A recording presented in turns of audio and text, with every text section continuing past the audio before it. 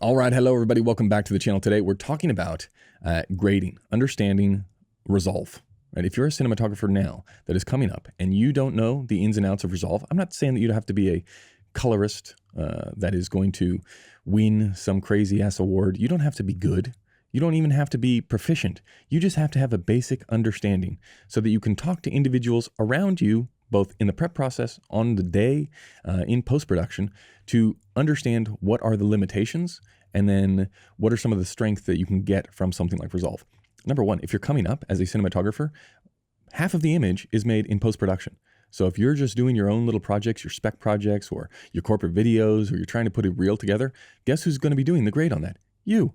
And if the grade is no good, guess whose career is going to be hurt? You. So it's in your best interest now, if you're just starting out, to get as good as you can at Resolve. Understand how to be a colorist as much as you can. As you get better at cinematography, the requirement for you to do your own color and grading will become less and less and less, but you'll still maintain the ability to have a conversation with someone that is going to look after the image for you in post. Right? And that's the most important thing to know when you're being taken advantage of, or when someone is saying something can't be done, or how far we can push something, or the way in which you could do it. Because oftentimes, like many things in life, there's 1,000 different ways to skin a cat.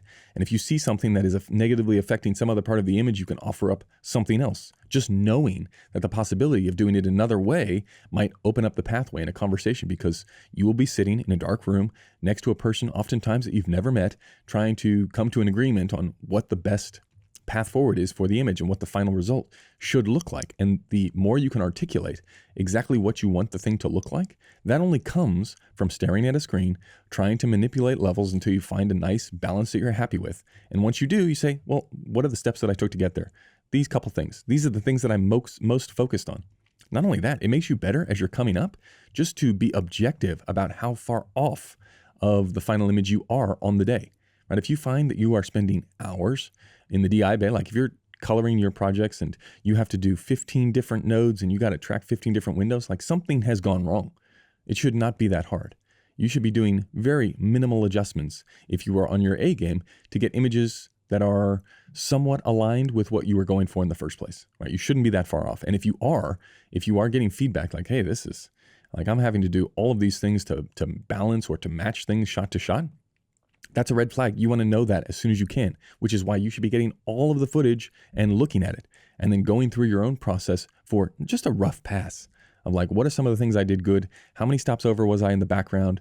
Am I able to manipulate it inside of Resolve? There's no excuse, right? You want to make your projects look as good as they can now. What's the best way to do that?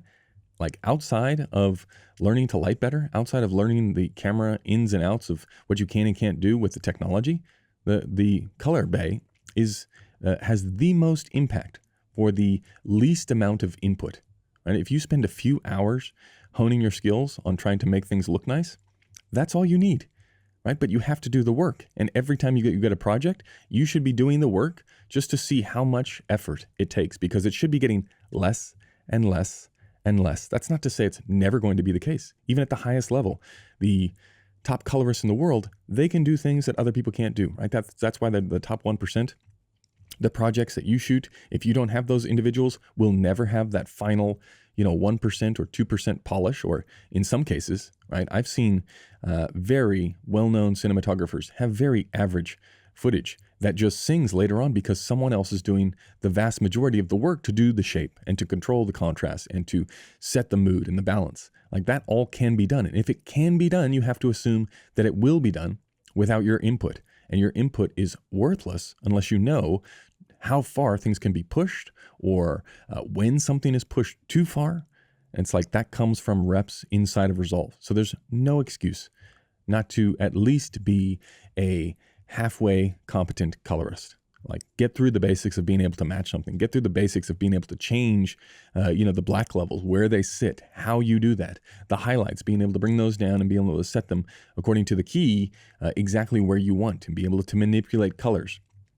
This is an opportunity not only to review your own footage and to see what went wrong, but also to make an impact on future ideas. It's like if you can come up with a way to solve something in Resolve that would have taken you 30 minutes on set, well, now you have the confidence to be able to say that. If you don't do it yourself, right? If you're just relying on someone else's experience of saying, yeah, we could do that window, we could take that window down in the back. It's like, yeah, maybe you can take that window down in the back if it's 3 stops over. If it's 3.5 stops over, you can't take it back.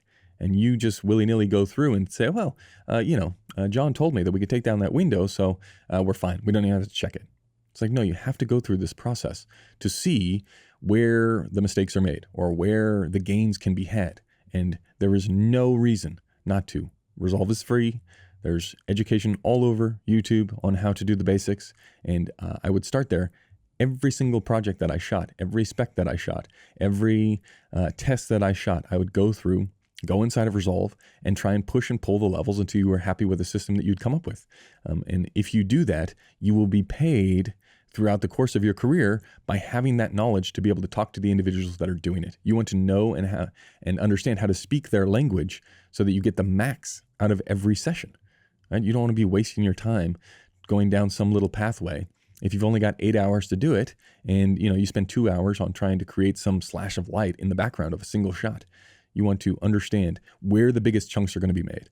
And then if you focus on that, if you focus on those big chunks, well, then that frees you up in prep, in production, in post-production, to be able to be in other places, doing other things, transforming energy in a more efficient manner to the end project. So no excuse. Like if you don't understand Resolve, if you can't create images that are halfway decent from a log image in today's world, I think you're doing yourself a huge disservice, and your time is best spent going back to the drawing board and saying, how can I get as good at Resolve as I can, as good as I can, as fast as I can, because that's going to pay dividends in the future.